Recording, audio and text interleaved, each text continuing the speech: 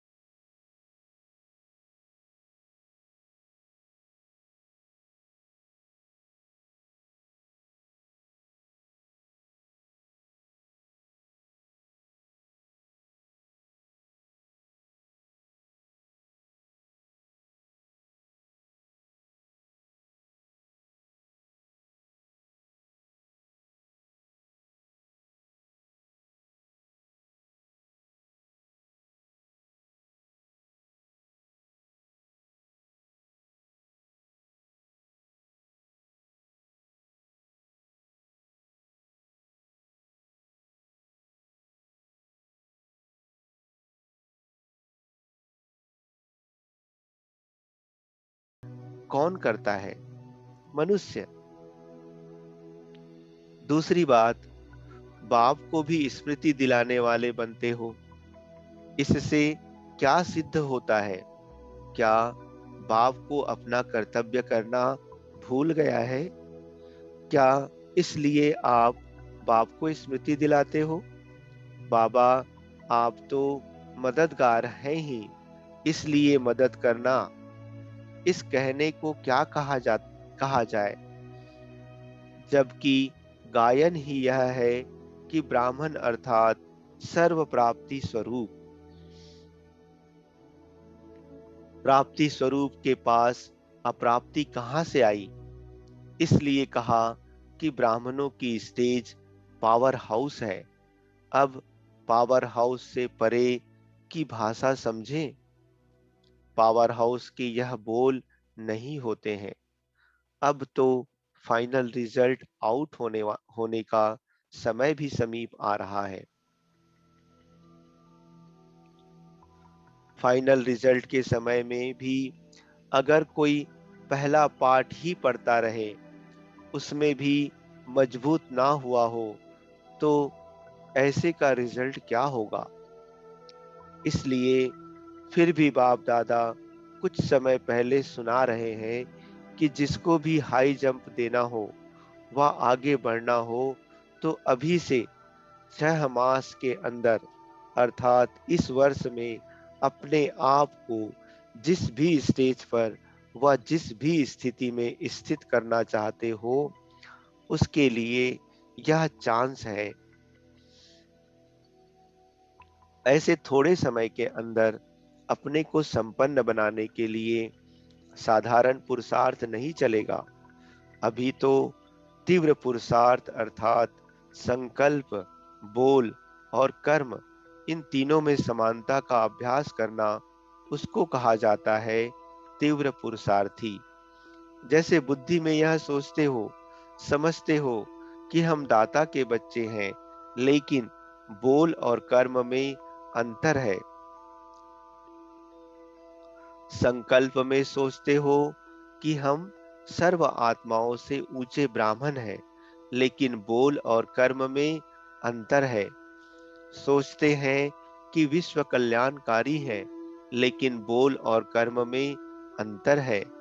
तो तीनों ही समान हो जाए, इसको कहा जाता है तीव्र पुरुषार्थ अर्थात बाप समान।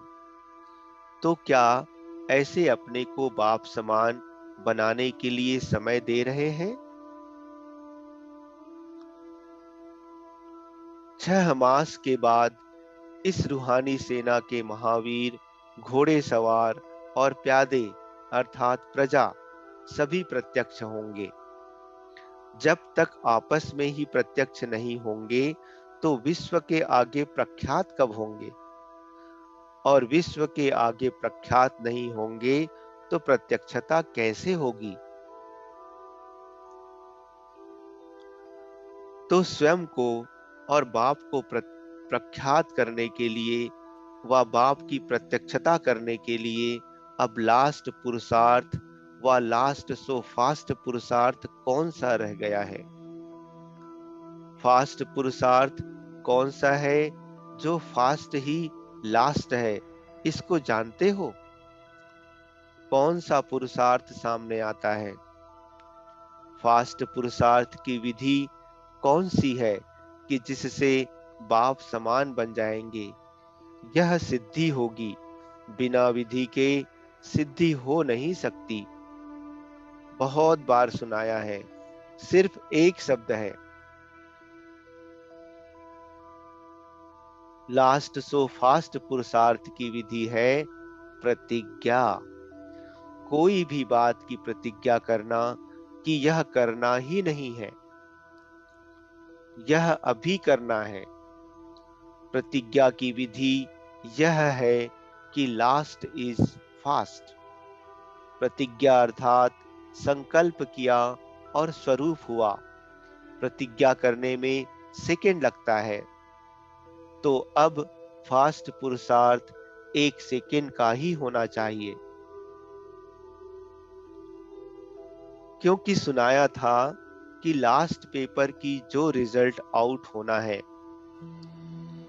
लास्ट पेपर का समय क्या मिलेगा? 1 सेकेंड। लास्ट पेपर का टाइम भी फिक्स है और पेपर भी फिक्स है। पेपर सुनाया था ना, नष्टो मोहा स्मृति स्वरूप। 1 सेकेंड में ऑर्डर हुआ, नष्टो मोहा बन जाओ। तो 1 सेकेंड में अगर नष्टो मोहा स्मृति स्वरूप ना बने, अपने को स्वरूप बनाने अर्थात युद्ध करने में ही समय गंवा दिया और बुद्धि को ठिकाने लगाने में समय लगा दिया, तो क्या हो जाएंगे? फेल। तो समय भी 1 सेकेंड का मिलना है, यह भी पहले ही सुन रहे हैं। पेपर भी पहले सुन रहे हैं। तो कितने पास होने चाहिए? फास्ट